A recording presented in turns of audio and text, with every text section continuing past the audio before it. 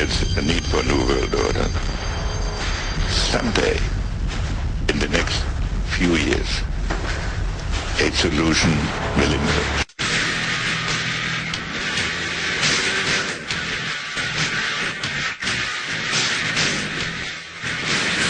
Don't assume it was left by accident. If you see something, say something. The New World Order really is a tool for addressing a new world of possibilities. The world can therefore seize this opportunity to fulfill the long-held promise of a new world order. We can find meaning and reward. Only when this transformation is complete will we be able to take full measure of the opportunities presented by this new and evolving world order. It is a big idea, a new world order.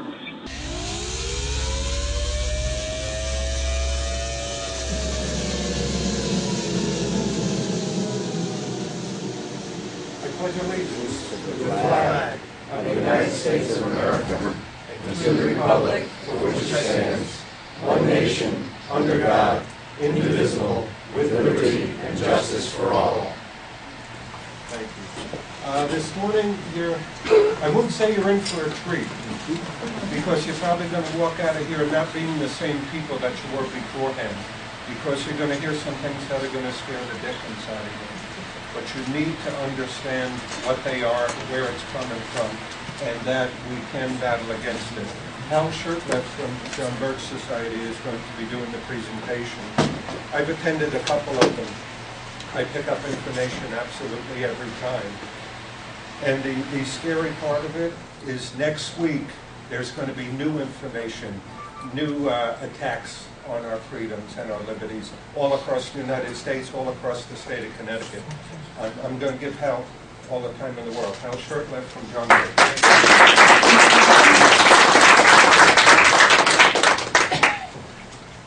Well, thank you very much. I appreciate coming out, all of you coming out on a Saturday morning in a cold winter day.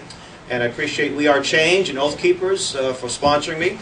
And this is my, I think, 42nd or 43rd presentation since early June of last year. So I think I'm getting a little bit better at it. But I also learned, not when I'm speaking, but when people in the audience have taught me a lot, because all the areas, farmland, cranberry country, inner city, I learn things from folks all the time. In fact, I just got some information here about the city of Bridgeport, sustainable development. They had a meeting there. So you're up to your eyeballs here in this state. So before I begin, I just want to say that this issue has a resonant chord throughout the country. It's not a new issue. It goes back to 1992. Back in the early mid-90s when we were trying to tell people this, they were saying, oh, you guys are crazy. We'll say, yeah, we are crazy, but we're not stupid. Please pay attention. But now that people can see the results, people are paying attention like never before. And I'm going to give you some success stories and how you can have success stories here. Or I should say more success stories. Now, I spoke in New Jersey about five or six times, and one of the venues was a comedy club. And one of our good members said, hell, you have to tell a joke. And I said, well, I'll tell a joke that's germane to the topic. So, by the way, I heard this from the late Helen Chenoweth. She was from Idaho. She served two or three terms in Congress. She was a real advocate of property rights. She ended up dying in a tragic car accident. Anyway, there was a man who lived in the backwoods, had a little cabin, not Ted Kaczynski, not that type, and he had very little to do with the outside world, but every so often he would go to town to trade furs or whatever he could to get provisions.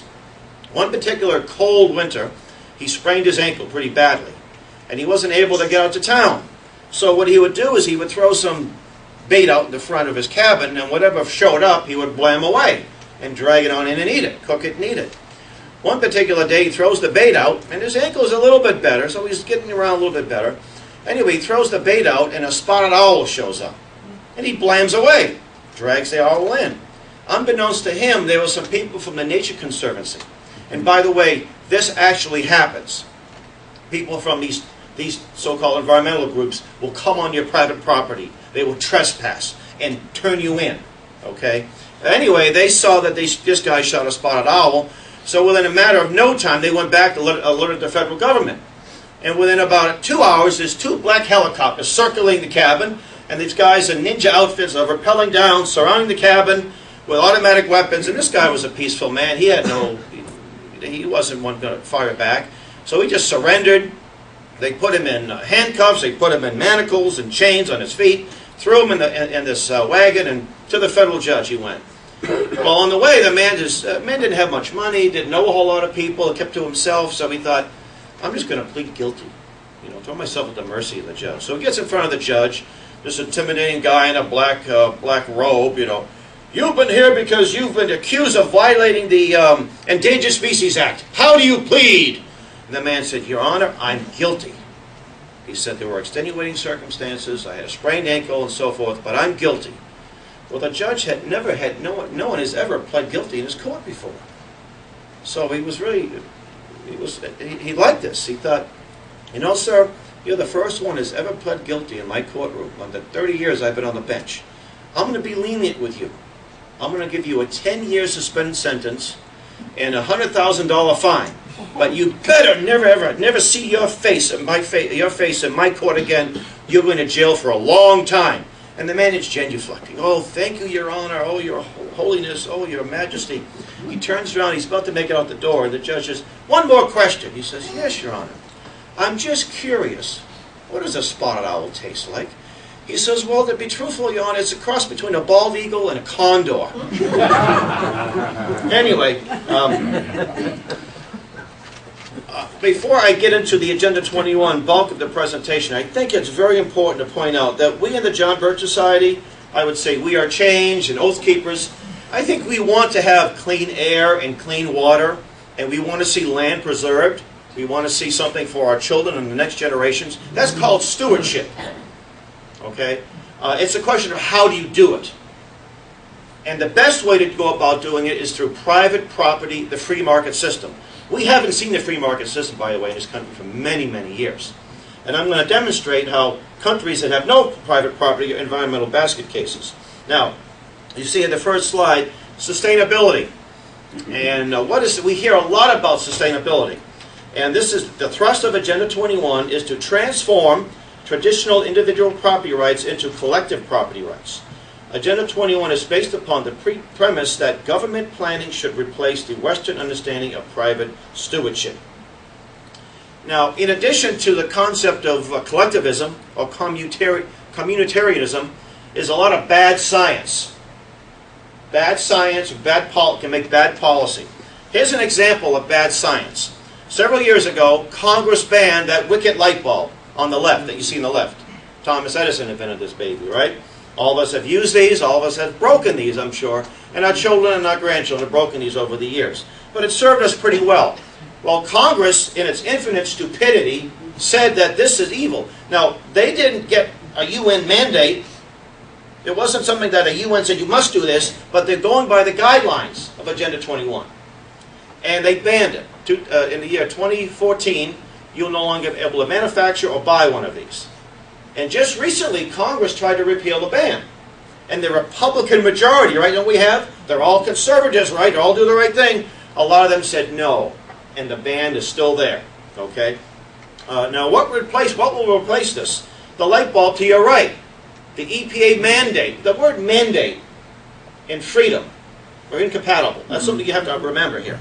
Okay? Now, it's mercury-filled, neurotoxins. I know there's mercury, a lot of other things, too, in our home. That's true. But it's not mandated, and you don't usually have mercury bulbs in your children's rooms. But now you will.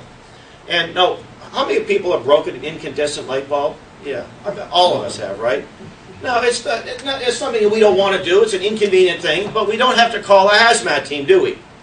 Well, guess what, folks? If you break one of these new bulbs, you're supposed to call a hazmat team. There's an 800 number, by the way, either right on the light bulb or on the package. Have you ever had a hazmat team come out to your house and do some work? They're white, they have the white outfits, you know. You think you're going to get a pretty steep bill for simply breaking a light bulb.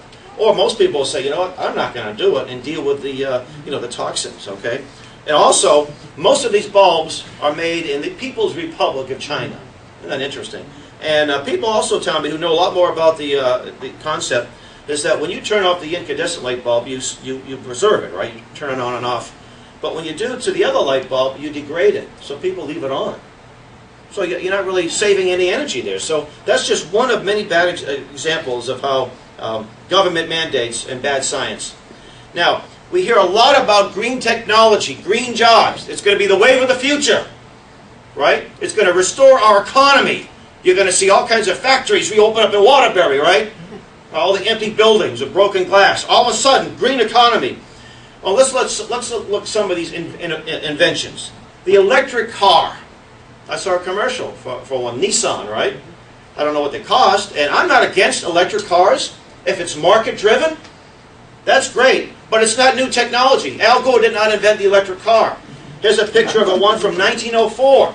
It just wasn't very functional. It wasn't practical. If you can make them through the free market system, good for you. Let's do it.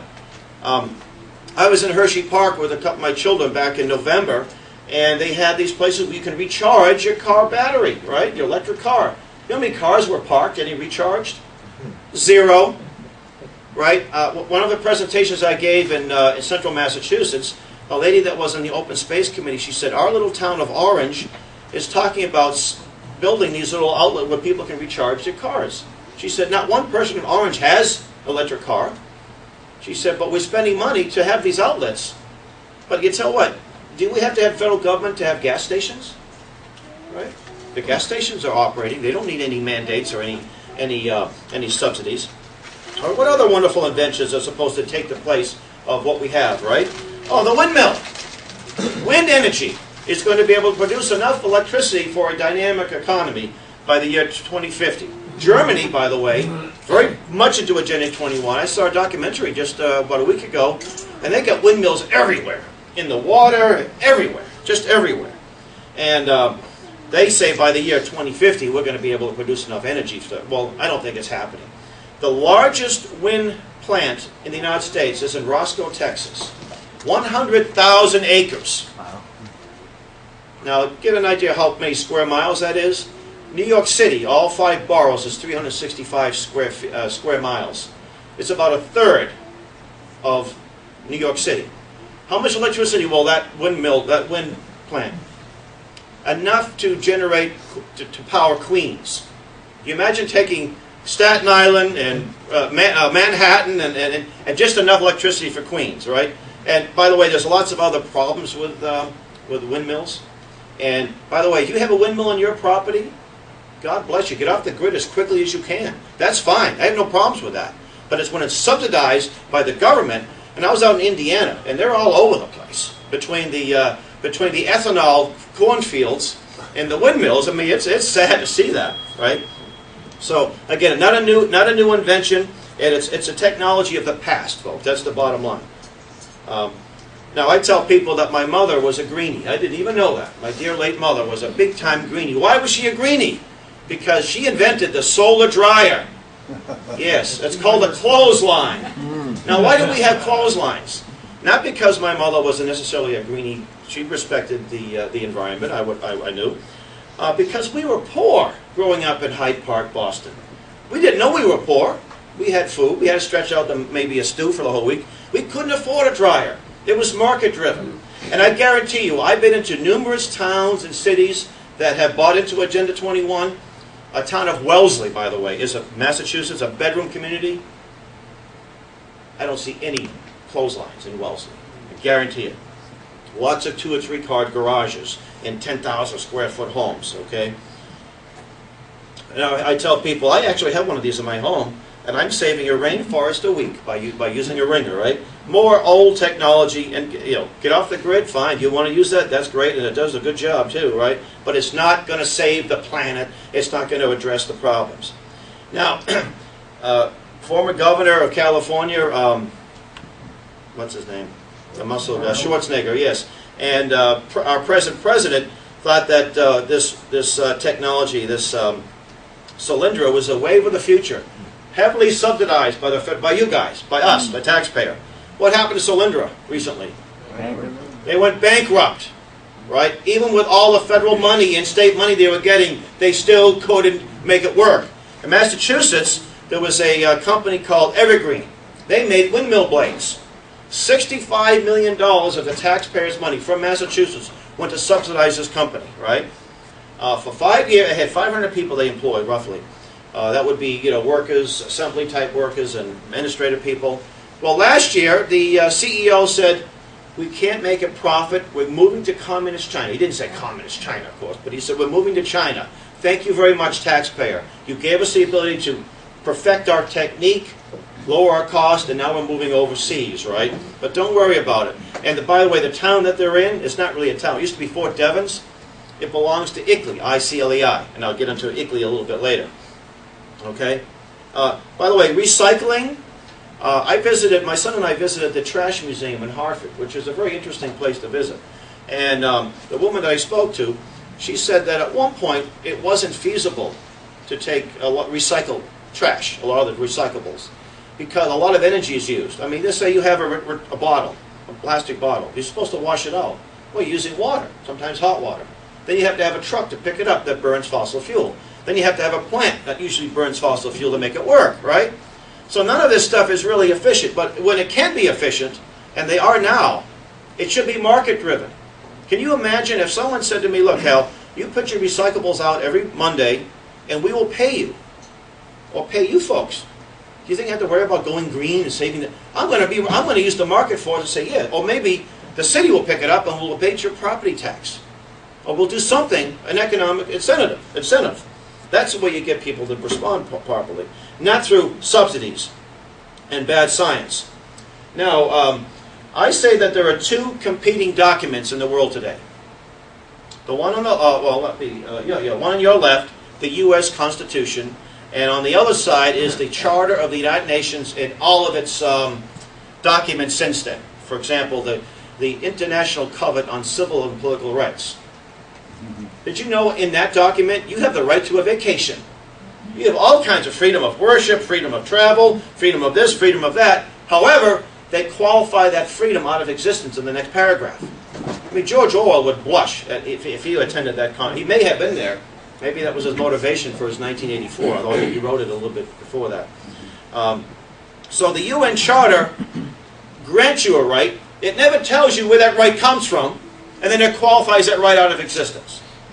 In other words, the rights come from government or come from man. The U.S. Constitution, have we all read the U.S. Constitution? Right. How many people have read the UN Charter? Well, you should, because this is the document that's supposed to be ruling our world if we're not successful, and I think we will be successful, by the way. The U.S. Constitution is supposed to protect those rights that are God-given or natural. You can be an atheist, but you still have God-given rights, like it or not, okay? The U.S., for example, you have no Second Amendment right to keep and bear arms. You notice that? You have a right protected by the Second Amendment. A profound difference. And I've been guilty of that too. I have a Second Amendment right. Do you think those patriots in Lexington, when the British are showing up, oh, you know what, I really don't have a right to own this because there's no amendment that says I can't. You have and by the way, check your state constitution. By the way, have you ever seen have you been to the museum there, the Capitol Museum? Yeah. That state constitution, that's America's Magna Carta. And it's really not well known. I think it's incredible. That's why you call yourself the Constitution State, the Charter Oak and all that. You should be familiar with your own state history. It's fascinating history. Now, here's another document that came out in 1848. Interesting that people say, oh, the U.S. Constitution was written in an agrarian society with 2 million people. It has no validity for today. Well, the Manifesto was written in 1848. Our society wasn't all that different, right? So, but why is that valid? Now, how many people have read the Communist Manifesto? A few more. It's good because you should be familiar with this. When people say, communism is dead, it is? Read the Manifesto. And by the way, Karl Marx, for the first 20 years, it was called the Socialist Manifesto. They didn't put the word communist in it until years later. The very first plank of the Communist Manifesto, the abolition of property. That means private property. And that is the essence of Agenda 21. No matter what any of these Agenda 21 advocates tell you, this is the essence. Agenda 21 isn't just about private property. And by the way, let's look at this 10 planks. Plank number 2, a heavy progressive income tax. Do we have that in our country? Yeah. How about abolition of all rights of inheritance? We can inherit, but you have a very steep inheritance tax to you, so partially installed. Karl Marx, by the way, did not like homeschooling, and he wanted to have free education for all. That was the last plank. But what did he mean by free education? It meant state-controlled education. That's what it meant. And nothing is free. Somebody has to pay for it, right? And Marx also thought the institution of marriage was corrupt, right?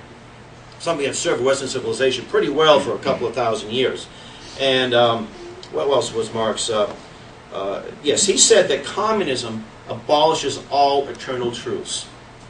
Okay, so when someone says, well, it's good in theory, say you haven't read the manifesto. Okay. Now here we go with private property, free market versus socialism. This is a book called Troubled Lands that's probably available on Amazon. It goes into the environmental devastation of the old Soviet Union, and it probably hasn't changed much in the new Soviet Union, right? Or whatever they're calling it this week. Why is that, folks? Why was there environmental devastation? Mikhail Gorbachev is wants to be the head of the Green Cross. He's a big greenie, isn't he? But he wasn't so green when he was the dictator of the Soviet Union, right? Because there is no private property. That's the bottom line. Okay? And by the way, the Agenda 21 people believe that all social injustice begins with private property. So that's why we have to get rid of it. Okay? But we believe that all positive things come out of private property. Well, even if it's rented property, because that's where you invent things, that's where you make things. And that's where you hire people to work, you see. And those people become upwardly mobile economically, what have you. Communist China today is an environmental basket case. They don't have EPA agents and OSHA agents running around harassing people. I remember it was a few years ago, a fellow was dumping motor oil into the sewer in front of his house. He had a pool in his backyard. And I said to him, why don't you dump it in your pool? He said, are you crazy? I said, well, you dump it into my pool. You know, I swim in the ocean. You see, but he's not going to destroy his pool because it's private property, right? And you know, interesting too, I noticed this. I make a lot of observations in my 52 years. People that own property usually have more respect for other property, public and private. I'll give you an example. You get a rally of, patriot-type rally, public rally, and the aftermath of that's pretty clean. But I've seen some of these Earth Day concerts, and it's pretty filthy after an Earth Day concert, a free Earth Day concert, right? Okay, United Nations, this is a picture of the headquarters. We call it the house that Hiss built. And by the way, have you ever visited the UN? Anybody have been on a tour of the UN? You walk into where all the tourists go, and there's a gun, a handgun, a big statue. It's got a knot in it, and on the base it says, they will beat their swords into plowshares. Right? Now that comes from the Old Testament. The second sentence that they omit is that, and he will be the ruler of all nations. He doesn't mean the head of the UN. It means the Lord God, you see. But they take that quote out. Well, one of our writers, Will Grigg, wrote a book about the UN, and in the book there was one of these so-called experts on the right was addressing a group, and he made reference to his book. So my former colleague, called him. Professor Nutter was his name, aptly titled, and he said, he said, I understand you're mentioning me in my book. He said, yes. He said, do you really think the UN is trying to take our free guns away? He said, Professor, have you been to the UN? He said, yeah, sure I have. Have you noticed a statue of a handgun? It's a civilian handgun too. Sure. He said, tied into a knot. He said, yeah, I've seen that. Well, where I come from, that's called a clue. Okay. And by the way, I do want to make reference to some resources here, because you're going to forget most of what I say, and I'm going to forget most of what I say. But we have 2 tables of material. My son on the left is manning that. A little booklet called Agenda 21 and You. I think they're $1 a piece. You can get 15 for $10. This is something you can read for yourself, give it to other people. It's available in PDF format too, by the way. So inside the United Nations is a quick little thumbnail about the UN. I think it's only a couple of dollars, written by Stephen Bonta. Very important book. Out of print book, but a good background on the UN is The Fearful Master. Now you might recognize the author's name, Edward Griffin, author of The Creature from Jekyll Island. This was his very first book. And you can get them on Amazon, $5 or $6 a copy, hardback, paperback, and excellent book. Saviors of the Earth by Dr. Michael Kaufman. This book came out in the mid-90s. Dr. Kaufman is the one that found the map that I'm going to show you. And he goes into the history of the environmental movement back in the 1840s and 50s. The different schools of thought, the soft ecology, those that believed that we were all part of nature, the deep ecology that thought that we were humanity was a scourge of the earth. Guys like David Foreman believe that, by the way.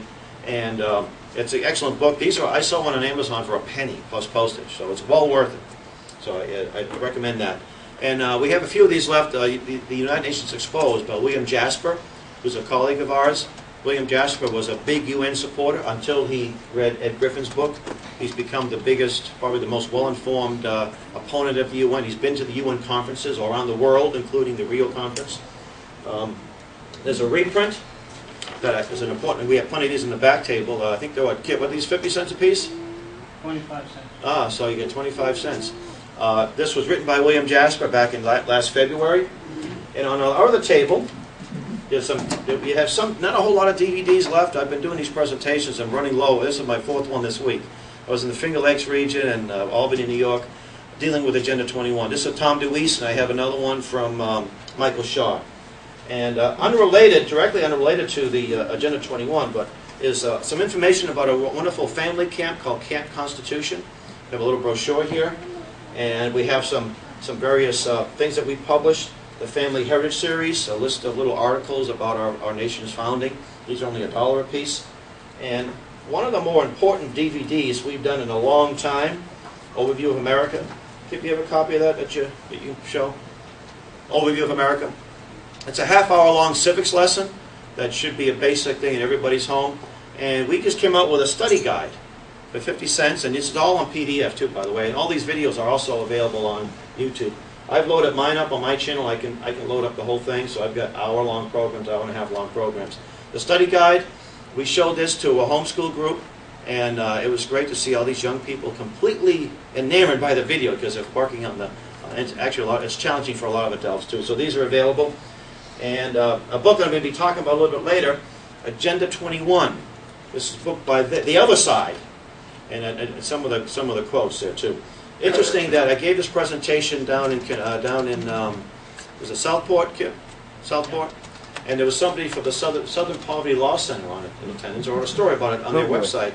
And I'm quoting verbatim from them, this side, almost looking like, oh, can you believe that? See what he says? Isn't that silly? Well, yeah, it is. It's dangerous. All right. Now that the 3-minute commercial's over.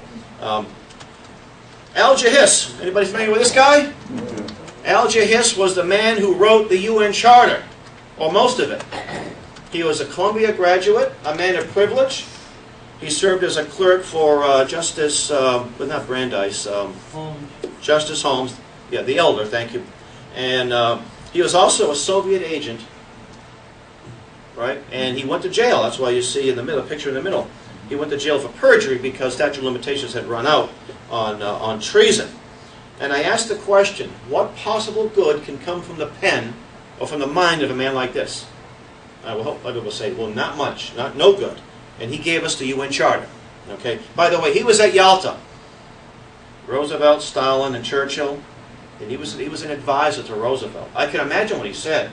Hey, Frankie, give Uncle Joe everything. And they did, including 6 million people that went to their deaths. 6 million people that were forcibly repatriated. One of the most darkest chapters in our history. Most people have no idea that it even happened. And they say, oh, you guys think Eisenhower was a communist. No, we didn't say that. But he was a rotten guy because he's the one that made sure this happened. Okay? Now, you might say, but hell, I've learned in the UN, I learned in school that the UN was a great organization, and if it wasn't for the UN, there'd be another world war. Well, let's examine that very quickly. Here's a picture of, you can't say, I don't know, the contrast isn't all that great. This is 2 Canadian soldiers on a UN mission in Somalia. Okay, they happen to be Caucasians, if you noticed.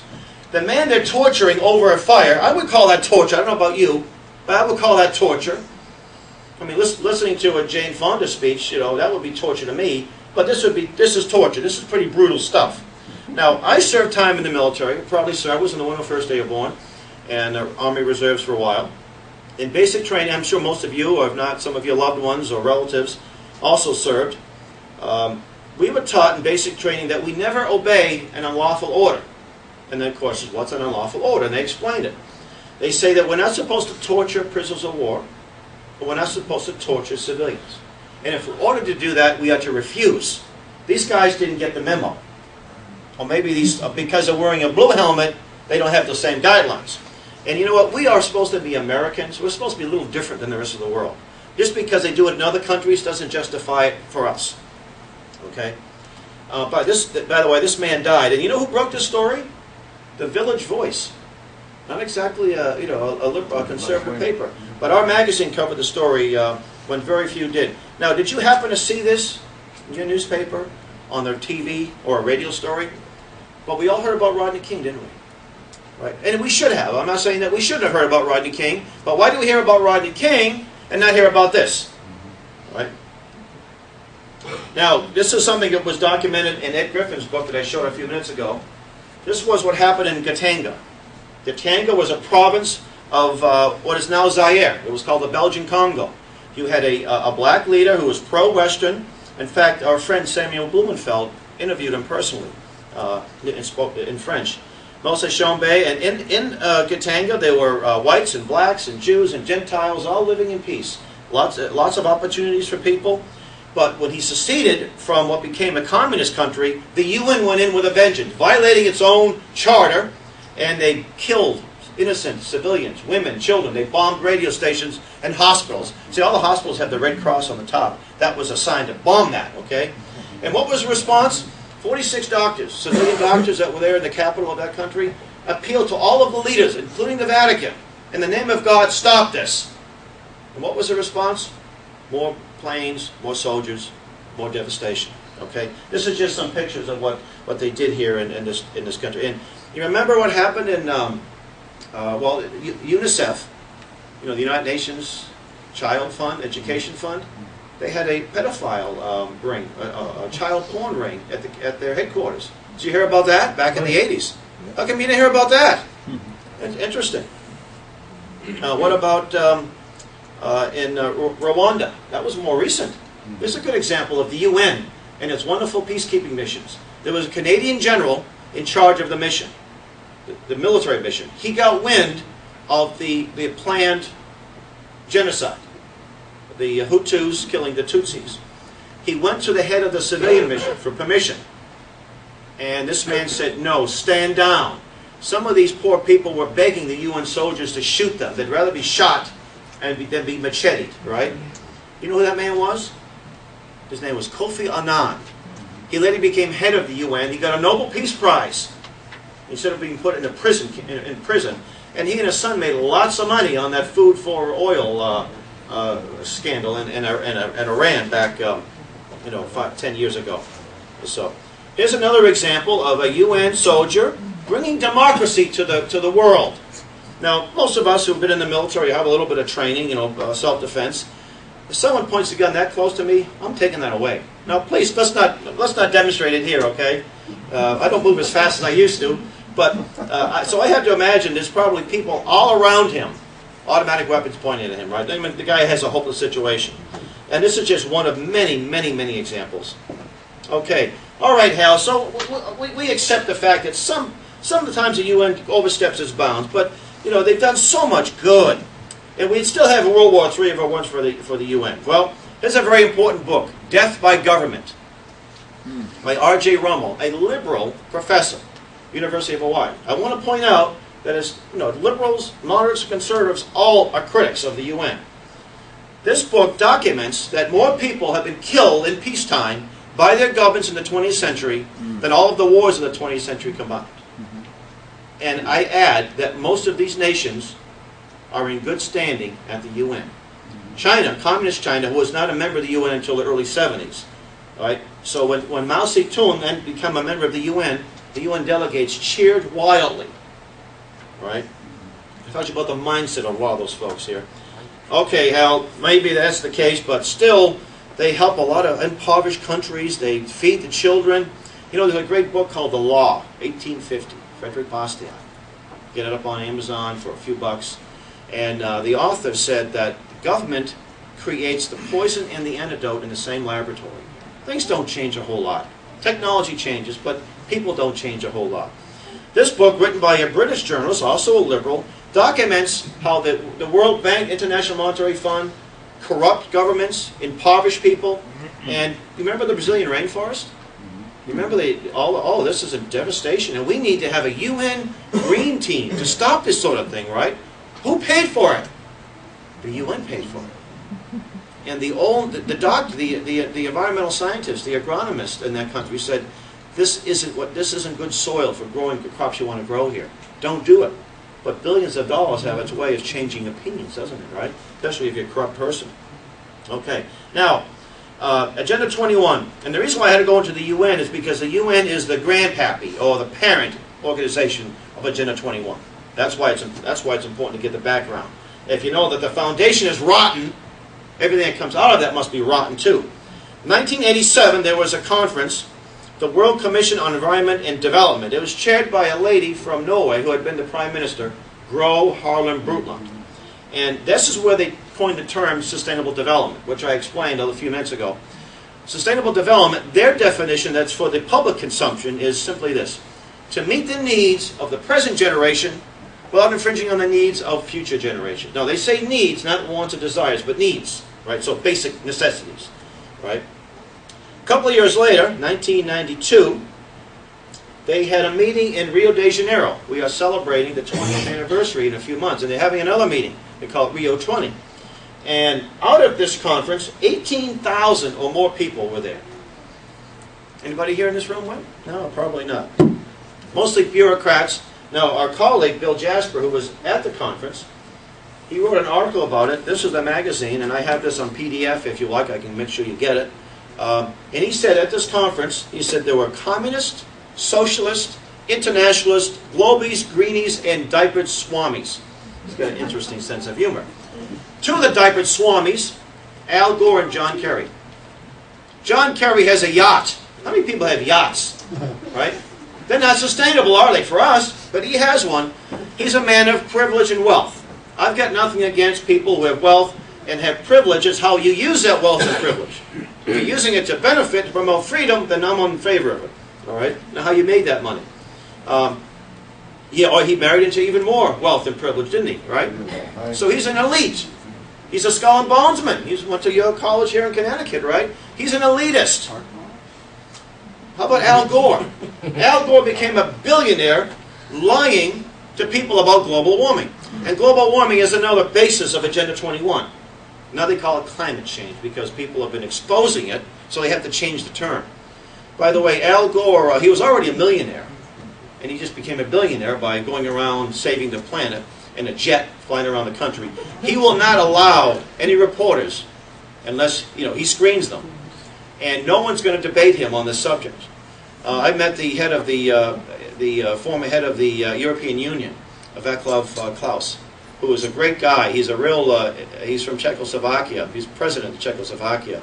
And he has an open debate with Al Gore, a challenge. Al Gore will not accept that challenge. Al Gore will not be in the same room with him, and I don't blame him. So, out of this conference came a number of things. Biodiversity and Agenda 21. Agenda 21 is a 1,000+ page document that will be binding upon all living things on the planet. And the 21 means the 21st century. Now, this book that I showed you a little while ago, this is a synopsis of the 1,000-page plus document. This is a couple of hundred pages. Folks, this is a book to how to total government. And by the way, Obamacare is in this book. They don't say Obamacare. Obama was not too well known when this book was published. But Obamacare is in this book. This is what the man who edited this book said. Effective execution of Agenda 21 will require a profound reorientation of all human society, unlike anything the world has ever experienced. A major shift in the priorities of both governments and individuals, and an unprecedented redeployment of human and financial resources. This shift will demand that a concern for the environmental consequences of every human action be integrated into individual and collective decision-making at every level. It's no coincidence that everywhere you turn, everything is green. Green this and green that. There's a reason for it. Okay? Now, at this conference, let me go over some of the people at this conference, just to give you an idea of the mindset. The beloved late Jacques Cousteau, beloved by many, undersea ruler Jacques Cousteau, World War II hero, an inventor, an innovator in the submarine technology, to his credit, and that's where I leave it off.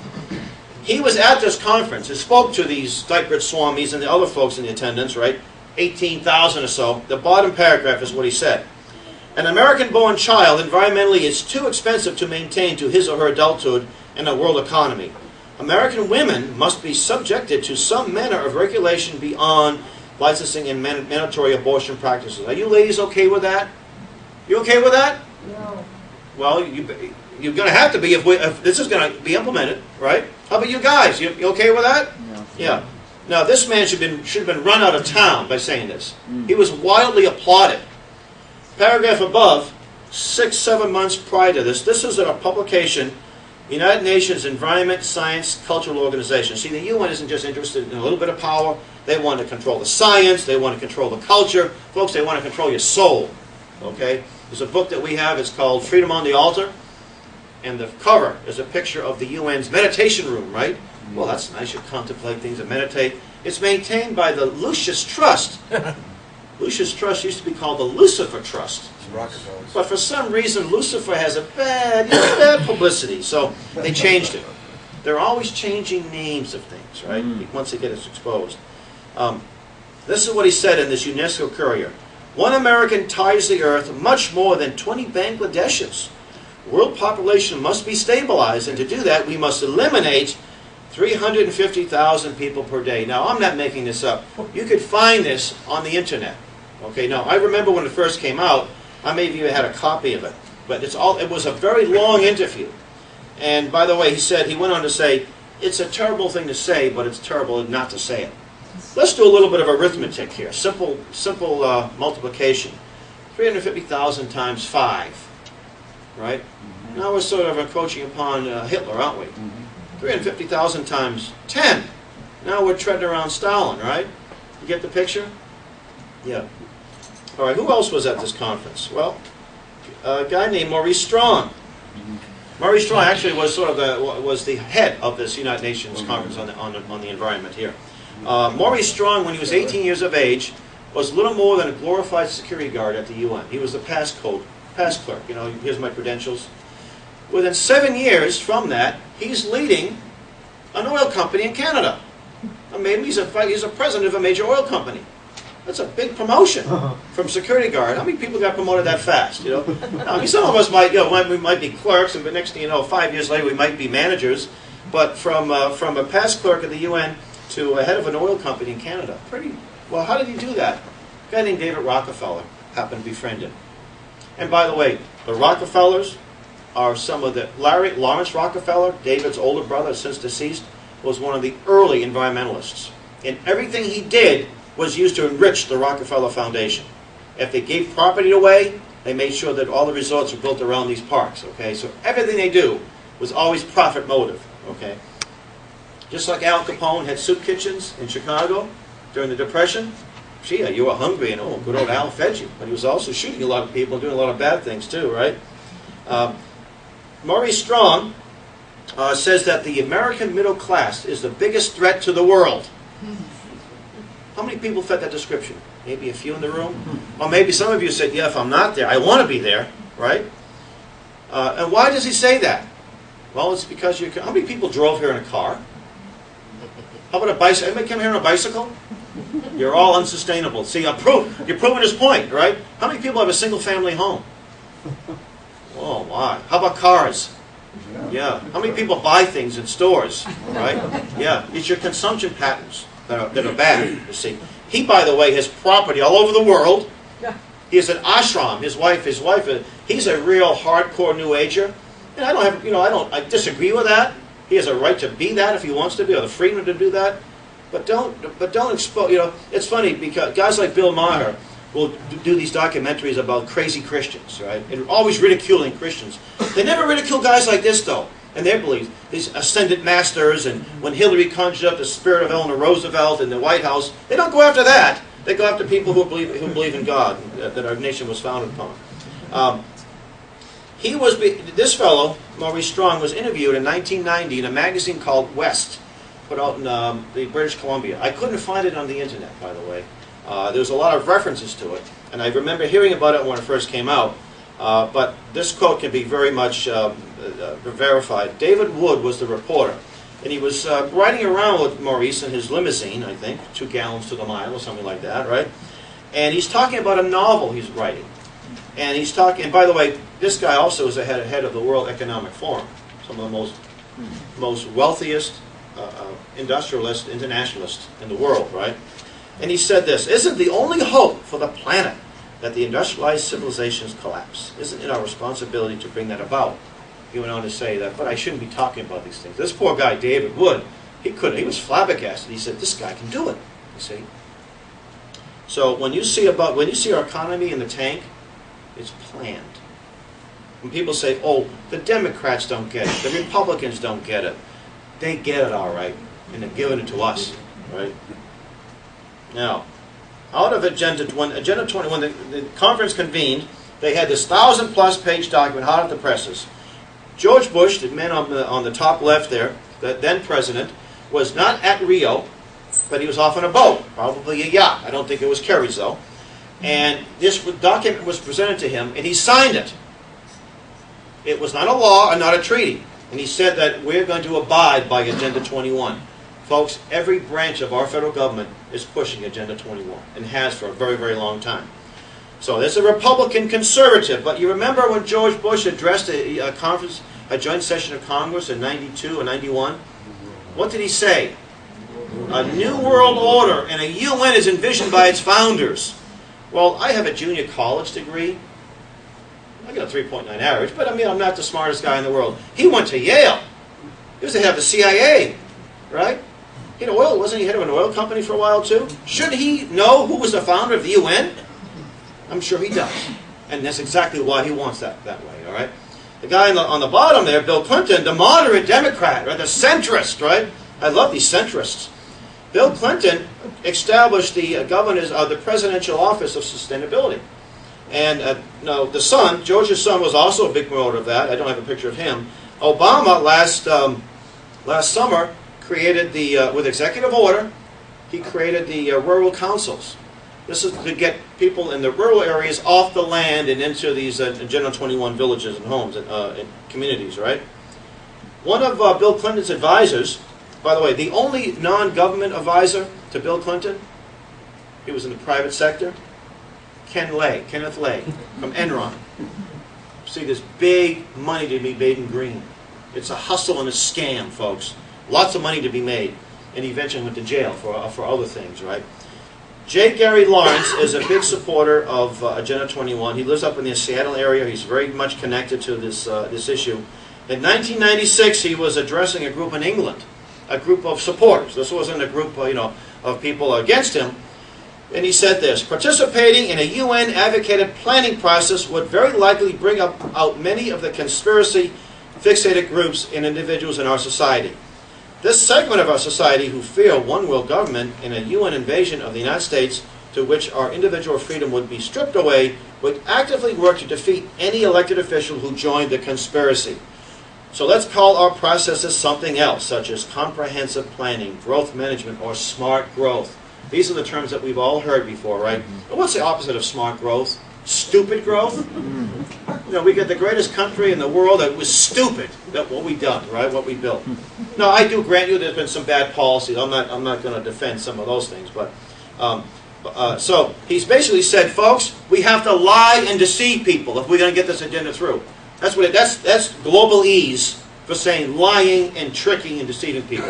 And back in the mid-'90s, there was a lot of these militia groups popping up, and they were talking about UN troops, barefooted Mongolians in the woods of northern Maine, or a division of these folks over here.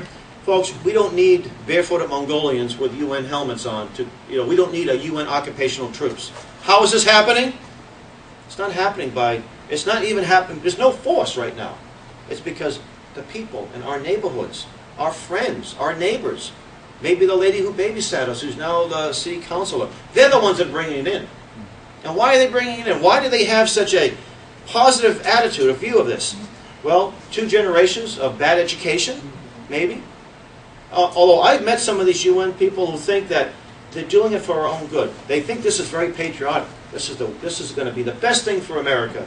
We just are too dumb to figure it out, and they have to do this. So I've debated the vice president of the World Federalist, New England World Federalist, on live TV, and it was a lot of fun.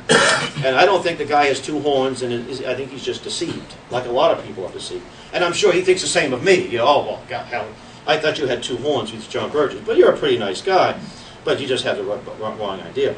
So anyway, let's go. Okay, now, if I was to if I was training you to be Agenda 21 supporters, I would show you a picture on the left. After a couple of days of this training, make sure you were getting it. I would say, all right, guys, folks, all right, people, what is wrong with this picture on the left? And you would look at it and say, because the average person would say, well, a lot of trees, a lot of homes, it looks pretty nice. Nothing wrong with it. You would say, well, I see single-family homes. Bad, right? I see, oh, a swimming pool. High consumption pattern, a vernal pool maybe. Bad. I see driveways. That means cars. I see a lot of space for backyards. That means you consume things. Maybe you even put chemicals on your grass and make it green, right? Bad stuff. Those are all things that are wrong. That's the typical suburban middle-class neighborhood. It's unsustainable in their eyes. On the right, what you see is the wave of the future. If we're not successful. Now, it's a stack 'em and pack 'em community, right? Small homes, small little units, biological living units, I suppose what I call them. Maybe Section 8 housing, subsidized by all levels of government, right? Now, if it's market-driven, some people don't want to live in a big home. They get older, they don't want to have, cut the grass or worry about the weeds. That's fine. Move in, that's good. But when it's being mandated or when it's being subsidized, I got a problem with it. Now, I was in Nashua, New Hampshire, not too long ago. Nashua belongs to one of the arms of the Agenda 21, ICLEI. And the mayor of the town was asked by a friend of hers, who was a friend of mine, how come you guys got this ICLEI? She said, I don't know what you're talking about. I have no idea what you're talking about. And I believe she's probably telling the truth. Well, I went to Nashua Town Hall to look for evidence of Agenda 21. I did see a bulletin board, much like that, right there. It says Green Team. So look for that. When you see Green Team, a Green Team is people that they hire in these towns and cities. Sometimes they might be volunteers to go around to implement Agenda 21. They go around the neighborhoods, they go around the businesses, right? Anyway, that's all I saw. I took a walk on Main Street, and I'm familiar with Nashua, and I saw this thing called Renaissance Downtowns. Take a note of that because they're operating in Bristol, Connecticut. At least, maybe even here in Waterbury. And there was a storefront, and I looked in, and I had my little trusty camera. It's good to have because everybody has a camera with a cell phone practically, right? So we can take pictures of the evidence, right? I saw these blown up maps of Nashua. And that's an indicator, because they do a lot of rezoning. They have this comprehensive planning, and they rezone, conservation easements. So that was my curiosity. I went in there, and to the right was a Niesel with a big sign that says, what is smart growth? I said, I found it. I found the entity. The young lady came up to me and she said, can I help you? I said, yes, can I get some information about your organization? She gave me this little packet, and I'm going to be talking about benefit corporations in a few minutes. And I said, have you ever heard of Agenda 21? She says, no. I said, we're having a presentation on it in a few weeks. Can you want to come? And she said, oh, we'll be interested. They didn't show up. While I was doing the presentation, and I mentioned this, the lady got up and she said, yes, these folks testify at the city council all the time. And they say, Nashua doesn't need any more single-family homes. They're the ones that are bringing the stack 'em and pack 'em into Nashua. Okay? All right, the ICLEI is one of the operatives entities that is bringing Agenda 21. Now, Connecticut has only about, I think, 7 or 8 towns and cities that formally belong to it. New Haven, Essex, Wilmington, New London, and a few others. They're working every day to get more people on the rolls, by the way, and we're just doing the opposite. Okay? But you don't have to belong to ICLEI, International Council on Local Environmental Initiative, to push their agenda. In fact, Bridgeport, Connecticut, which I don't think is a member as of yet, they're big into sustainable development, and I just got the printout here. I looked at the listing. Bridgeport is there too. Is Bridgeport on there? Okay. Okay, so I have an older list, and I'm updating all the time, though. So, now, the ICLEI, here's the World Secretariat. David Cadman, he's a Canadian. I bet you we all heard of David, right? Did we vote for him? No, we didn't vote for him. Here is, I call him the Burgermeister, the world's Burgermeister, Konrad Otto Zimmermann. Right? We thought we got rid of the Germans in 45. No, they're back, folks. By the way, ICLEI is headquartered in Germany. Okay, you didn't know that. So if your town or city belongs to ICLEI, he's your real mayor. You may have elected somebody, but if they have signed on to agree to implement their items, they're the ones calling the shots. Okay, and all of everything they do, right, is based upon the ICLEI. Now, ICLEI, it's not an NGO. An NGO, non-government organization. Now, that's used as a generic term, but it's also a legal term. The UN will certify certain groups, just like a kosher company will say, that's kosher and that isn't. Okay, they certify it. And an NGO, in order to be certified as an NGO, you have to promote the ideals and views enshrined in the UN Charter. Isn't it great? They always say enshrined when it comes to the UN Charter. They never say the ideals enshrined in the Constitution, Declaration of Independence, by the way. Article 1, Section 10. You all said you read the Constitution, so you probably know it verbatim, just like I do, right? No state shall enter into any treaty, alliance, or confederation. What's a confederation? Well, the state of Connecticut cannot join the European Union. Why? Because you're part of the United States. If the state of Connecticut cannot join the European Union or the ICLEI, neither can its subdivisions called towns, cities, counties. And of course, you got rid of your county government for the most part, right? Now, there's also Article 4, Section 4. It says that every state is guaranteed a what kind of government? A Republican, Republican kind of government, right? And how can you have Republican government? And that simply means ruled by law, by the way. You know, it doesn't mean Republican Party. How can you have a Republican government when you have ICLEI in your town? You have people that are following guidelines from an international organization that hate the Constitution. Okay? Now, education is also, if you go to the ICLEI website, it isn't just about getting rid of greenhouse gases. It's about social redistribution of the wealth. Social justice. That's the buzzword. No, we like the idea. We want to be just. I don't want to be socially unjust, but they have different terminology. I said globalese. Sounds really good. Remember Jesse Jackson, he's a social justice. Well, social justice, what's the opposed to that? Social injustice? Well, who wants that? This was one of these little instructional kits you get from these Agenda 21 people, right?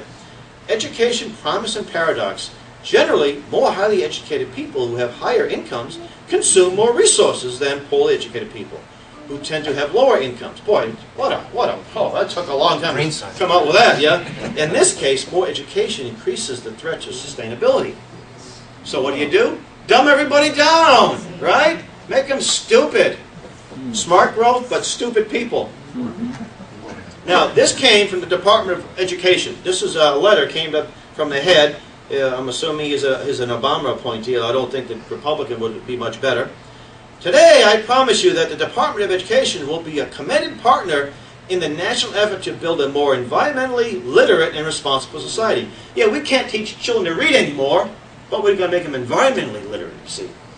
We must advance the sustainability movement through education. Education and sustainability are the keys to our economic future and our ecological future.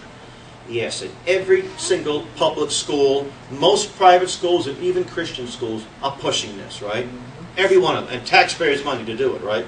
And I'm going to show that a little bit. Now, when Ron Paul was a congressman the first time around, back in the 70s, he tried to get a law passed to change the name of the Department of Education to the Department of Public Education, DOPE. It didn't go through. And by the way, the DOPE is unconstitutional. There is nothing in the federal Constitution that gives us. It was Jimmy Carter that created it, but how many Republicans have we had since then? And we still have it, right? Now, this is not a good copy here, but what you see is a new concept called benefit corporations. And there's a website called benefitcorporations.net. Check it out because Connecticut may be on the list. A benefit corporation, now I did a little research on it. The prior definition would be a company that exists to serve the public good. It would be like a state-run transportation company or a county water supply or something like that, right? Benefit corporation. But there's a new entity. A benefit corporation is one that is sustainable, a sustainable corporation. It could be a Kool-Aid stand or it could be Bechtel, all right? States are now passing laws acknowledging benefit corporations to give them special privileges and statuses. Mussolini was a lot honest. He said, I'm a fascist, and we are a fascist government. This is eco-fascism, folks. And right now, there are a number of states, and I said New York, and then the other night when I was in Albany, somebody said that it didn't actually pass, that there was some kind of glitch in the procedure, so I was glad to hear that. But Vermont passed it, it passed in New Jersey unanimously in both houses, and the conservative governor signed it, right? So you've got Vermont, you've got New Jersey, you've got Virginia, California, and it's pending in a number of other states, Pennsylvania and Michigan, that's being debated right now. On their website, they'll say, how can you get your state to be a benefit corporation? So keep your eyes open. I know the local groups here, keep your eyes open. Go to the website, see what's pending at the State House. Because a benefit corporation will give special status. In other words, if you want to get that contract to build something in the state, you better be a benefit corporation and toe the line. Okay? ICLEI members, we went over that, there's about 600 in the United States. And what's sad about it is the federal government and state governments are encouraging towns to join ICLEI. Okay? As you see, I've been traveling throughout the area. And this was I was in Indiana, you know, the heartland of America and all that good stuff. They're up to their eyeballs in it. I was in downtown Indianapolis back in August, and there was a table like this, nice young lady passing out these little booklets. They were designed for elementary school children. And air schmear, you know, it's all this stuff about how bad, what you can do to help the air. The book didn't have anything bad about it. It's all good advice, but it's a way to condition them. But it came from the Indianapolis Office of Sustainability. Indianapolis is not an ICLEI member. And by the way, some of the Obama bucks are used to hire sustainable officers in towns and cities across the country. And I tell you the truth, when they do an ad, when they hire somebody, they're not hiring people off the street. Oh, good on the phone, good public, good relations experience. They're hiring hardcore activists. They're hiring environmental activists. Providence, Rhode Island just hired a lady. In her pedigree, she was it said activist. Of course they're activists. They're not just hiring people off the street for a 40-hour job. They don't hire constitutional activists, do they?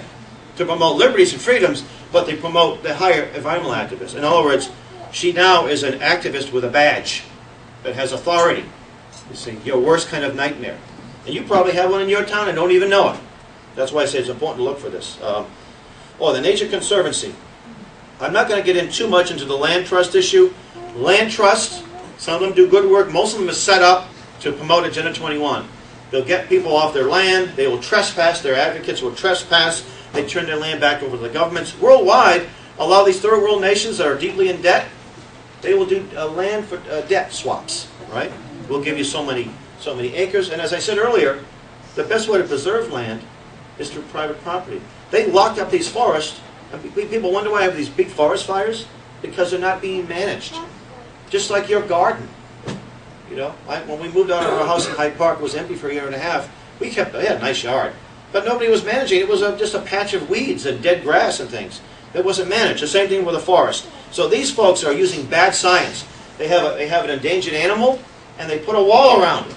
But we all know the forest it changes. The trees are this big, and certain animals live in those trees. The trees get bigger, they move.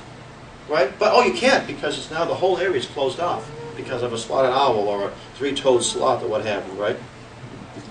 And people are forced off their property. New York's up to the eyeballs in the genital. So is it Massachusetts. Massachusetts has this Green Communities Initiative. 85 to 87 towns belong. And back in June, I started looking for evidence. I started visiting town halls across the region, New England and other parts. I was in Pittsfield last week. I was in Albany. By the way, you ever see the All-American Awards? All-American City Awards. Have we seen those? There are a lot of these towns and cities. And when I used to see it, it has a shield, red, white, and blue. And I thought, okay, to be an All-American City, you probably have, maybe good schools, playgrounds, livable. You can walk to safe, low crime. Right? That's what my thought was. Well, I didn't know anything about it until I started seeing these All-Americans. I was in South Bend, Indiana 2 weeks ago, and it was an All-American City 2011. Dedham, Massachusetts, All-American City 2011. Albany, New York, 2009. So I went to their website, and guess what? one of the justifications of the award is that they're promoting Agenda 21, or sustainability. So All-American has been, and the group goes around back to 1912, almost 100 years old. The National Civic League, right? And at one time they were probably very good, but see what happens, people creep in. Dedham, Massachusetts, one of the oldest towns in the country, oldest wood frame house. Saco and Vizetti were tried there. The oldest canal in the country flows through there. I went to the town hall to look for evidence. Didn't have to look very far. There's like this gigantic check. I mean, it was a meager $179,800. If they join green communities and join ICLEI, this is what we'll do for you folks. So they have people in our state, Massachusetts, that will actually go, full-time officials that go to these towns, bribing elected officials with money. This money, there was about, 85 to 87 towns. $15 million in the last couple of years have gone. And what they'll do is they'll take this check and earmark it for a certain thing. And then when you earmark that, then you have to buy into all of our proposals here. Okay, and I'm going to go into those in a few minutes. City of Newburyport, town of Greenfield, right? Marshfield, Massachusetts, one of the oldest, another old city. My ancestors pioneered that town, and the day I was in that town, I visited the home that my great-grandpappy, 12 generations, was struck by lightning in 1666. It was quite an experience. The house is still standing. And I'm sure there are some environmentalists that wish I was struck by lightning, but I went in there, and be a greenscaper. Everything is all about being green. And there was rain barrels. Yes, get rain barrels. Right? Like Al Gore invented the rain barrel, so we can all become environmentally sensitive because we have rain barrels now. Yeah, I've got nothing against rain barrels. By all means, get them if it will help you, sure. So I went in there with copies of these reprints to give to the selectmen, which we did. And I went into the town manager's office, knocked on the door, and I went in. And before I could even say a word, the fellow said, "I'm not interested in that." Well, Marshall belongs to, he said, "I know what it belongs to, and I'm not interested." So you don't have to be rude. I'm not being rude. I'm sure. I took his card. I went back home, did a little research, and discovered that his background, international. He's the guy that brought ICLEI into Marshfield. There's a resolution. It's all based on global warming, too. And basically, here's the charter of Marshfield that goes back to the 1600s. And we're taking it, and now we replace it with a charter for ICLEI. Now, we have a friend who's a state senator, has a talk show host in Marshfield, and we challenge this guy to come on and debate. Who wouldn't come on? We're not interested in debating us. Ridiculing us, but not debating us. Okay? Kingston, which is just a few towns over, and I didn't see the big check, but I saw a photocopy of the check. It was this little pamphlet, this little thing it was showing. All kinds of windmills are popping up in Kingston, too, by the way. Okay? Green communities. Now, on top of that, you go to Kingston and they ask you to join the Nature Conservancy, a non-government organization, to be green. It doesn't say join Oath Keepers, join We Are Change, right? Join the John Birch site. No, join the Nature Conservancy. Now, why is that? Because there aren't enough patriots going to these town halls. Because, folks, these town halls belong to us too, don't they? Well, let's reassert that ownership. Let's get in front of these people. I know you folks at We Are Change do that a lot, right? That's how we're going to change things. Not just sitting back and say, oh, it's too bad. Or people say, oh, but they're all liberals in my town. Liberals have no more right to turn their town over to ICLEI than conservatives do. And there are plenty of people on both sides that are doing it. Okay? Going green in Wellesley. Wellesley is one of the most wealthiest towns, and it's green. This is an unsustainable community, and they're all buying into it. Okay? We get a neocon talk show host that lives in Wellesley. He won't touch this issue. All right? Here's an evidence. This was on a bus in Boston. Recycling, good karma. Yes, isn't that a Hindu term? Isn't that a violation of the First Amendment, right? Imagine if it said recycling, be a good steward of God's planet, right? No, that would be unacceptable. I was in Columbus, Ohio, and people, oh, Columbus, Midwest, all conservatives here. Yeah, but you have a sustainable Columbus. Did you know that? No, we didn't know that. Just go on the website. I found it, right? Green mail, the post office, as I said earlier, every branch of the federal government is pushing Agenda 21. You may have seen these, right? This is great. You go to the post office and they give you this little pamphlet here, this little that we pay for, right? It says how to save, be eco-friendly here. It says adjust the thermostat. I need the post office to tell me to adjust my thermostat. I'm paying for the fuel in my house, right? And now you got to tell me to adjust my thermostat. They must really think we're stupid, right? How about use public transportation? And it should say, if you dare, right? I have nothing wrong with it. I use it. I'm very handy to the subway and also to commuter rail. I use it when it's feasible. And that's put up the way for the future. They want to get you out of your cars and use public for everything, right? How about plant trees? Well, you know what? If I live in a Stackham and Packham community, I don't have any place to plant trees, right? But I plant trees, but we're paying for this stuff, right? And on the left here, here's Horton. Here's a who. Horton is now part of this conspiracy, as Mr. Lawrence said. I picked this up at a city hall in Massachusetts, in Malden, Massachusetts, right? This is designed for children. You know, people said, we have a summer camp, Camp Constitution. I had a very favorable article about our camp came out in the Nashua newspaper, Nashua, New Hampshire, last July. The online version had, people wrote comments, and somebody said, they brainwashed children at this camp. And I wrote back, I said, you must have mistaken us for a typical public school. And then someone said I was an idiot. I said, well, I can't be an idiot and brainwash, because that requires some intelligence. So which one is it? And I often meet with these people too. And they don't want to meet with you. Yeah. I'm not going to meet with you. Then shut your mouth. You know? The Gaia movement. Gaia, by the way, is the earth god. Earth goddess, I'm sorry. I want to give this ladies your proper due here. These are the folks that, this is the goddess that people like Maurice Strong worship, right? Yeah. And this is a recycle, you donate your clothes. This was in Fort Wayne, Indiana. By the way, Fort Wayne pulled out of ICLEI recently, so that was a good news. Now, I mentioned benefit corporations. Consigli Construction Company, established in 1905. Proud to be one of New England's leading green contractors, right? Now, I don't think the CEO is a friend of Al Gore. He may be, but he's probably saying, I've got to make payroll. I've got to, and this is how I'm going to get the contract, right? And I can somewhat understand that. But back in December, I was able to speak to a builders association in Bradford County, Pennsylvania. One of the guys on hand was a top guy with the Pennsylvania Builders Association. He said, we had 13,000 members in '07. We now have 6,500 members. And I tell these people who think they're going to make their payroll by going green, you better use your resources to fight this stuff or you won't have company. And by the way, if I'm a contractor in this economy or any economy, I'm going to be very resourceful. I've got to maximize my profits. The free market will tell me that I'm not going to waste. I'm not going to waste my resources. I'm going to recycle when it's feasible, right? I don't need Al Gore and unelected bureaucrats from around the world to tell me how to run my construction company. I don't need bureaucrats in Germany to tell me how to raise cranberries if I live in Marshfield, or grow corn if I live in Indiana, okay, or nutmegs if I'm living in Connecticut, right? Now, this is the solar trash compactors, and if you buy into sustainable communities, you get these, right? Wow, this is nice. The sun will compact the trash. Well, you know what? I'm even more green. I use my foot to compact the trash in my house. And of course, we should be using our feet to kick out this stuff too. Solarized Massachusetts. Everyone's going solar, right? What's the saying? Solar's all right, but nukes do it all night. Drinking tap water. I picked this up in City Hall in Boston, right? 30 years ago, if you were drinking spring water, you were a fitness person, you were probably going out there jogging and eating right and drinking spring water. It's not sustainable anymore, folks. They'll stop doing it.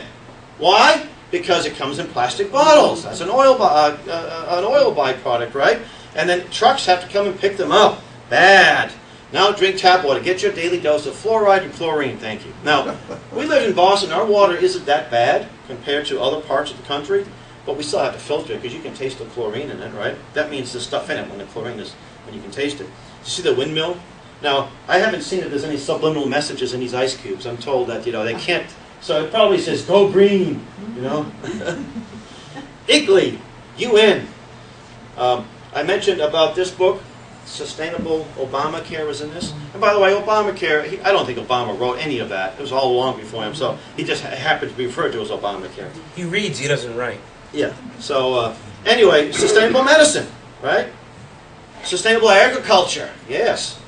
100 years ago, you took half the population to live on farms to raise enough food for the rest of us, right?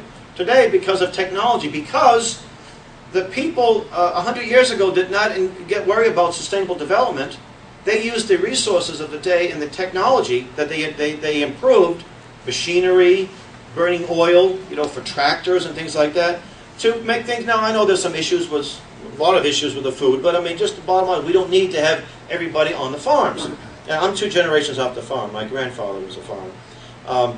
But sustainable agriculture is not to be independent. I'm all in favor of communities raising their own food and local food markets and all that, farmers markets. By the way, I went to the New Haven Farmers Market and sustainable farming, right? So there's probably a lot of good people there, but some of them buying into this stuff. And they actually had little pamphlets about New Haven is one of these refugee cities, right? Illegal immigrants are welcome there. So you think there's a contrast between, well, sustainable people don't really want, population control is a key element of Agenda 21. So why do they want all these people coming into New Haven? Well, I guess because the concept of sovereignty is bad, so there should be any borders. They also probably get these people in some of these third world countries that like to have large families, and now they're getting them into the, I guess, New World Orderizing them, I guess, for want of a better phrase. So they can give them, and by the way, most of the UN's family planning, so-called, is in third world countries, in black Sub-Saharan Africa, where there is no population problem, okay? So they talk about, oh, you folks are racist. You're the racist. You're the elite racists, okay? All right. Agenda 21 in action. Now, in Massachusetts, we have this thing called CLRPA, Proposed Comprehensive Land Use Partnership Act. You might have something like that in Connecticut. You look at the word comprehensive. This would replace the town zoning to have regional zoning planning boards, unelected bureaucrats, or as my colleague Dave Kopat says, Soviet councils. Bottom line, that's what these things are. By the way, the American Planning Association (APA) is the second arm of ICLEI, pushing Agenda 21. They weren't always that way. Okay. How about proposed mild tax? Do you have that yet in Connecticut? Our mayor in Boston wants to have a mileage tax. So not only do we pay excise tax, gas tax, and all kinds of other taxes, but we have to, if he has his way, we'll have to tell the city how many miles we're driving. Oh, this guy's driving 50,000 miles. He must be a John Birch coordinator. Aha! Right? So if you have to pay a mileage tax, you're either going to lie about your mileage, or you're going to have to stop driving as much, or give up your car, right? How about a smart meter? Now, there's a lot to learn about smart meters. Smart meters are really a listening device, 2-watt radio station, all right? I got a 1-minute video with Obama, and behind him are some solar panels. He's advocating smart meters. So that should be enough. Why would a president worry about smart meters? There's nothing in the Constitution about smart meters or dumb meters or any meters, right? But he's there advocating smart meters.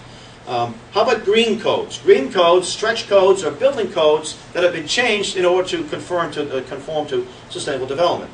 So that means, for example, that if you want to add an addition to your home and your town is bought into this, you can't, or if you do, it's going to cost you thousands more, all right? And by the way, a lot of people are getting sucked into this.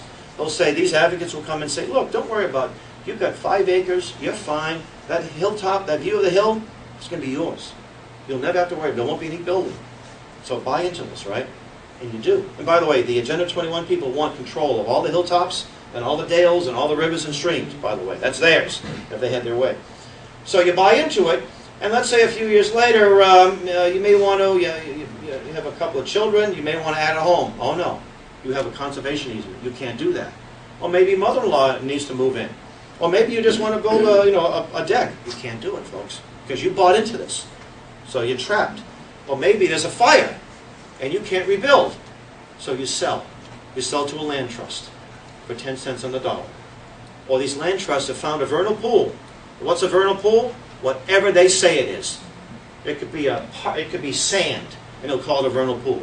And you can't use your farm anymore, and then you sell 10 cents on the dollar, and you get off your land. Happens all the time, okay? How about idling laws? Oh, we have that in Connecticut, don't we? More than 5 minutes, you get a fine. Idling laws, all based on Agenda 21, right? Now, let me say this. There have been advocates of power before Agenda 21 was codified. Land grabs, long before that, federal land grabs. But the federal government has all the property, and it's an easy transition to international property, right? How about manufacturing?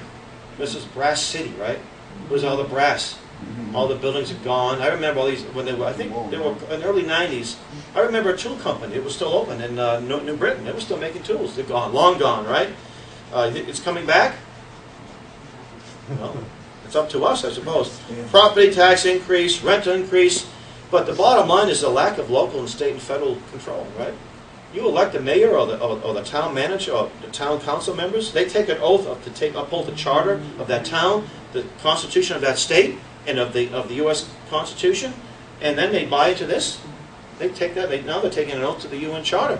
All right. Public and private schools promoting Agenda 21. They don't use the term, but when they come home and say, "My daddy, you're a fascist because you're not recycling," and you know when something's happening here, right?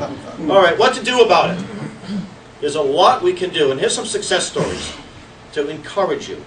Now, this is we've had a lot since last spring of 2011.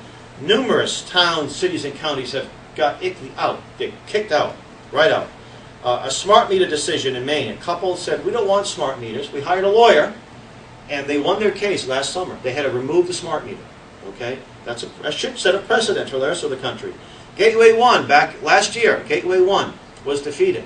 This was they put 1 in there, right? There's a little hint. We know what this is. Some of our members in the Birch Society and other patriotic type groups approached the governor, and they said, "Governor, this plan in central coastal Maine has nothing to do with local government. It's all coming from the UN." They weren't afraid to tell them the truth. "Oh, you can't say the UN. They'll think you're a conspiracy wacko." Well, they had no choice. They had to do it. And the next day the governor said, "We're defunding this project." Okay, that doesn't mean it's out of Maine completely, but it's a good step.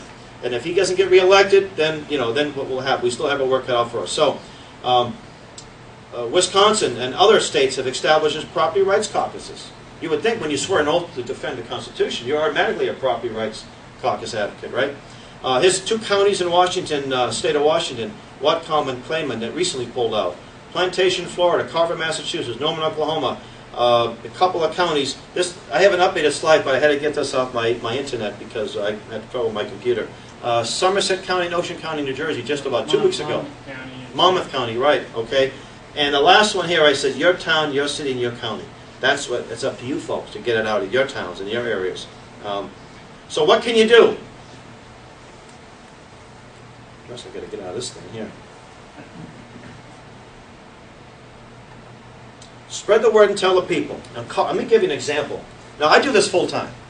Kip and I are full time staff people, right?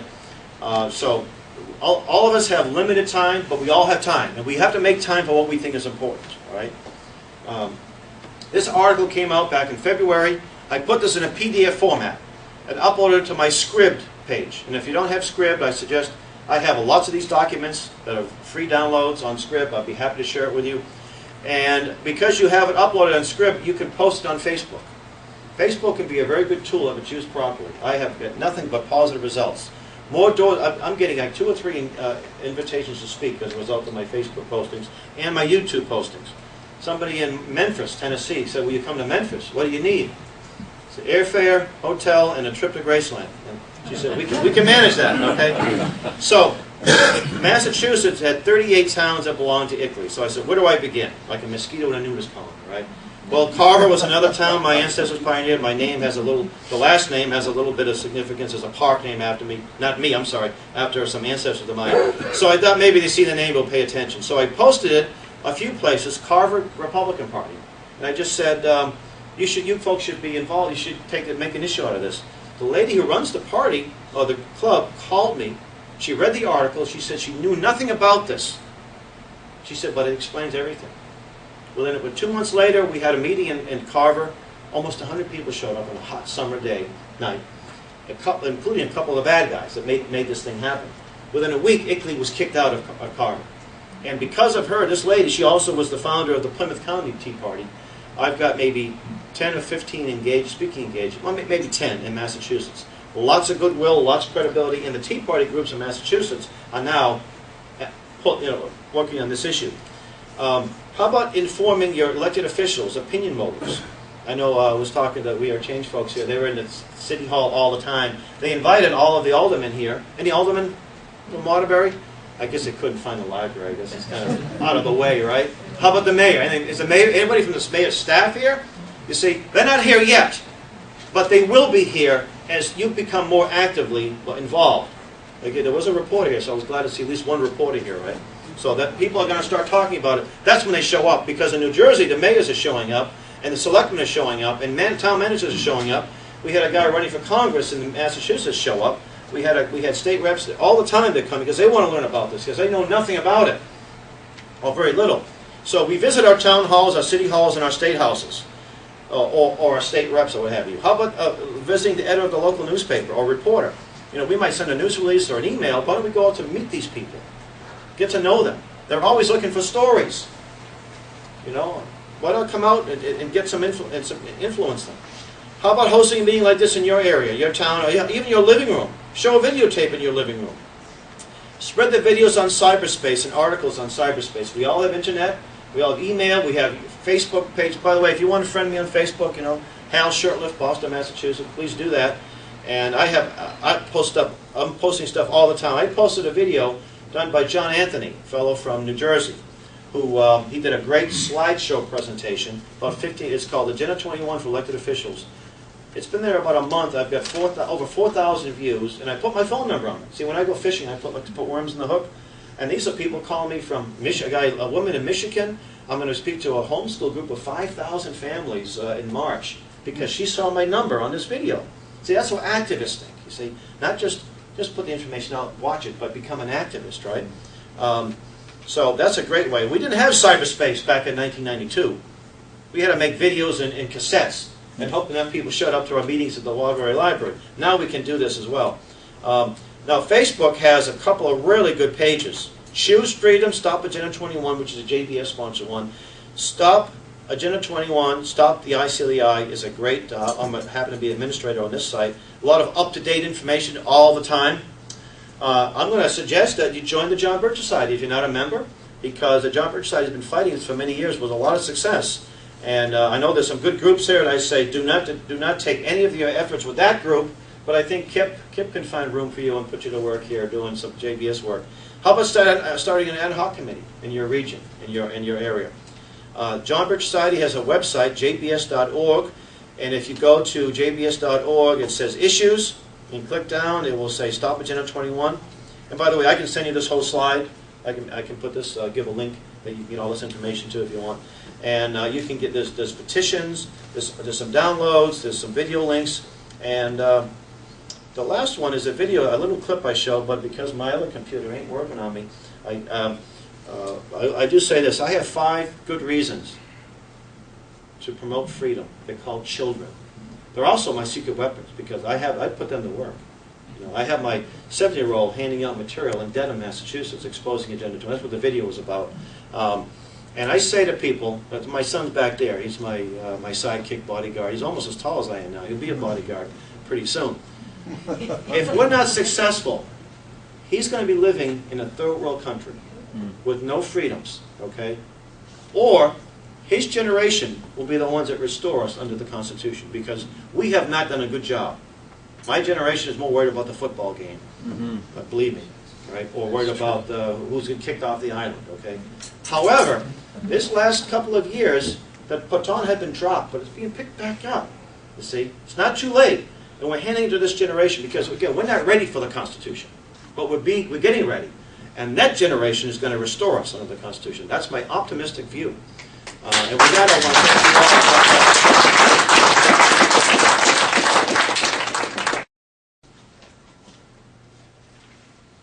you all. Who funds Bickley, directly and indirectly? Well, it comes, the membership, they get dues from the various towns and cities and counties that belong to it.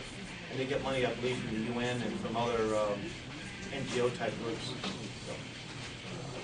I noticed you mentioned waterways. I couldn't help but notice that all the towns in Connecticut. All water, yep. That's right. Ocean or lakes, yep. Yep. Yep. I think it's called water, too. When you read this book, Agenda 21, talks about the fisheries, the oceans, they're all Cannot wait Everybody, for final proof. I would like to offer you guys, if you want to, give an oath could to come the in form of Constitution. mushroom I'm cloud. going to offer John to come up here so you guys can do that oath if that's something you would like to do. My colleagues, So you can uphold the every statement I Constitution. make today is backed Fight up by these sources. Section 21. Also, you can share this entire seminar was live streamed. You can share it. It's available on the internet. You'll go to We have our own radio show. livestream.com. WeAreChange.org. You'll be able to get the radio show right there, the links and everything. And this will be at livestream.com. Talk News. There's a connection And between it will be available. The links are all at the You We Are have Change said in the Connecticut past that website. it was, quote, pretty well confirmed. We also had the Observer here today, so keep an eye out on, I think it's observer.org, if I'm not mistaken. So keep a lookout for this, should be being posted on there. And like I said, what we're going to do right now is if anybody wants to give the oath to the Constitution, we're going to have John do that oath right now. Actually, Steve LaPlante, which is the Connecticut State Vice President for Health Keepers, will administer the oath for anybody that would develop their own. take the oath, please stand. There are three main reasons for going to war in Iraq. Weapons of mass Raise your right destruction. hand. I state your name. I, Howard Lynch, Do solemnly swear do solemnly swear that I will support that I will support and defend the Constitution and defend the Constitution of the United States of America of the United States of America against all enemies, against all enemies, foreign and domestic, foreign and domestic, that I will bear true faith that I will bear true and faith allegiance to the same, and allegiance to the same, and that I take this obligation freely and that I take this obligation freely without any mental reservation without any mental reservation or purpose of evasion, or purpose of evasion, pledging my life, pledging my life, my fortune, fortune, and my sacred honor. and sacred honor. So help me God. So help me God. Thank you, everybody.